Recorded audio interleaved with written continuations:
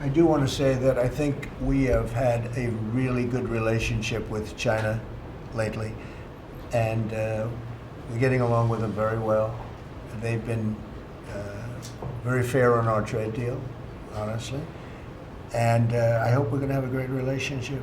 It's a big, strong, powerful country. We're more powerful than they are. We have much better military equipment than they do, but we are getting along with them very well. I'm getting along with President Xi very well. We speak often. And with all of that being said, and I understand what you're saying, but I think we're getting along with China very well. Mr. President, you want to send more weapons to Ukraine, as you said last night. Last week, the Pentagon paused some shipments of weapons to Ukraine. Did you approve of that pause? We want to put defensive weapons because Putin is not, he's not treating human beings right. He's killing too many people. So we're sending some defensive weapons to Ukraine, and I've approved that. So who ordered the pause last week? I don't know. Why don't you tell me? I think that's a question for the Pentagon. That was a war that should have never happened, and a lot of people are dying, and it should end. And I don't know. We get a lot of bullshit thrown at us by Putin. For you want to know the truth.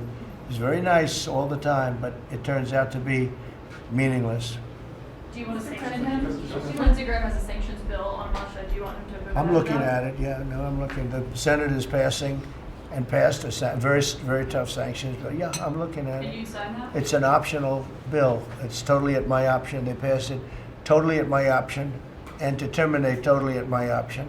And I'm looking at it very strongly. President is on Gaza with the Prime Minister, and there's reports that you're meeting with Netanyahu again tonight. Is that accurate? Yeah, I am. He's going to come over again tonight. We're talking about Gaza.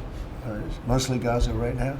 It's he's been very unfairly treated. I think what they've done to him in Israel is very unfair, having to do with this trial. I think, you know, he's a wartime prime minister, had an unbelievable outcome, and I think he's been treated very unfairly. But he's coming over later. We're going to be talking about, I would say, almost exclusively Gaza. We got to get that solved.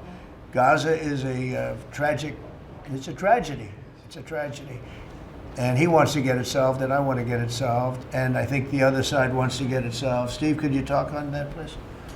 We're in proximity talks now, and we had 4 issues, and now we're down to 1 after 2 days of proximity talks. So we are hopeful that by the end of this week, we will have an agreement that will bring us into a 60-day ceasefire. 10 live hostages will be released. 9 deceased will be released. We're meeting at the President's direction with all the hostage families to let them know. And we think that this will lead to a lasting peace in Gaza. And you're doing a good job. It's a tough one. It's a tough one. A lot of hate, you know. It's called long-term hate. But we think we're going to have it solved pretty soon, hopefully with a real solution, a solution that's going to be holding up.